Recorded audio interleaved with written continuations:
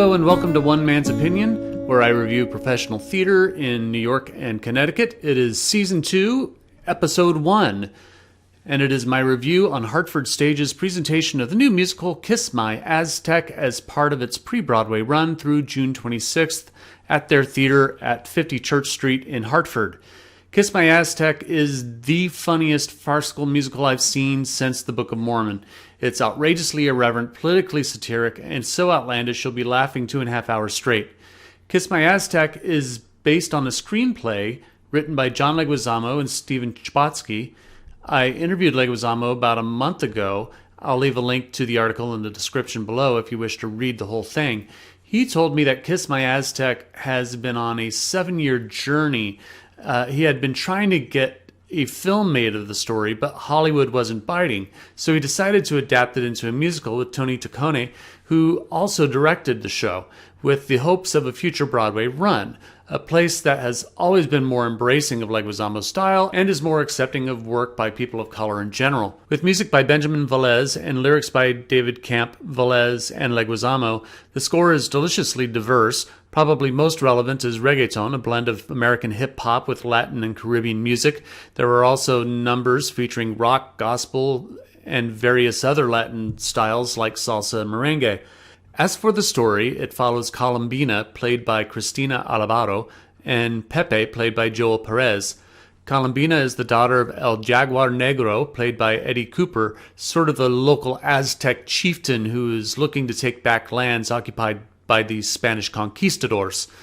Though Colombina is battle-trained, El Jaguar Negro refuses to let his daughter join him on his quest, as he has lost his mother in an earlier campaign. Pepe is the unofficial local goofball, who, an orphan himself, has taken to be a clown, probably as a coping mechanism for the loss of his parents.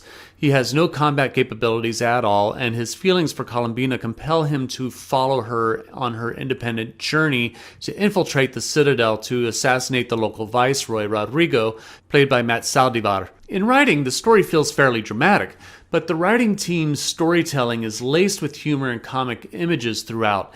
The music creates an almost fantastic alternative reality to experience it. For example, early in the show, there's an absurdly comical gospel number, Make the Impossible Possible, where they satirize the tradition of human sacrifice with a string of intestines being dragged around the stage.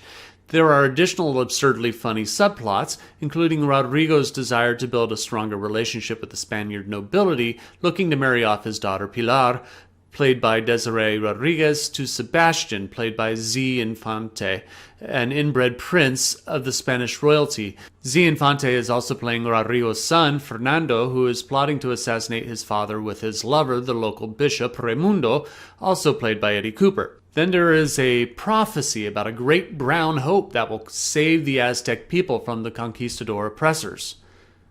Why the humor works is because of the delightfully subtle and not so subtle modern commentary. In the opening number, White People on Boats, it quotes former President Donald Trump word for word regarding immigrants crossing into the United States. The musical turns the statement on its head in a frank and also funny delivery. If by chance you have seen Kiss My Aztec at either Berkeley Rep or La Jolla Playhouse, there have been some changes, according to Hartford Stage's director of production, Brian T. Holcomb. Choreographer Mayte Natalio has completely re-choreographed the show, and there have been significant rewrites in the book. I couldn't tell you what those changes are. I haven't seen the previous workings and what the show has developed from. From what I can tell from images online, Clint Ramos has evolved the costumes of the show.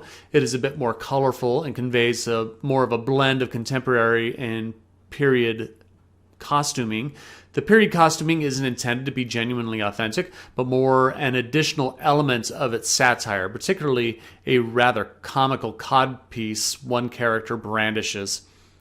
Clint Ramos also designed the set, which also marries a contemporary and classic feel. Think of the set design for the Broadway production of Rent, with a seemingly makeshift set designed from metal posts and planks, but with a brilliantly colored Aztec-inspired design painted across the stage.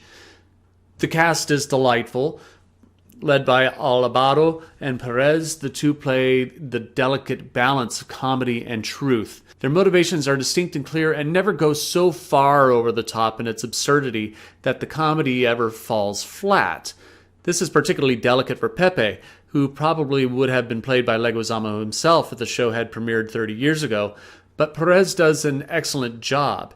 The supporting cast are all delightful as well, with notable numbers given to Rodriguez for her sexually hysterical New Girl, New World about exploring the sexual delights of men of color, and Salvador's Spooneth Me, where he, as Viceroy Rodrigo, sings of his fetish of being spooned in bed. Hartford Stage has a rich history developing and helping develop musicals that transfer to Broadway. Most recently, the Tony Award-winning A Gentleman's Guide to Love and Murder and the Tony-nominated Anastasia. With the wildly successful musical Hamilton reinforcing the evidence that Latinx musicals can be successful on Broadway, I have high hopes for Kiss My Aztec. This shouldn't be a comparison to Hamilton. These are two entirely different shows. Kiss My Aztec is more Spamalot than Hamilton. It's funny, irreverent, and I look forward to seeing its future in New York. But I'm only one man's opinion, so leave yours in the comments below if you'd like to see Kiss My Aztec. I'll leave a link in the description. You can support my channel by liking, sharing, and subscribing, and hit the notification bell to be alerted to any future reviews. Coincidentally, my next review will be the national tour of Hamilton. So thank you for watching, and I will see you at the theater.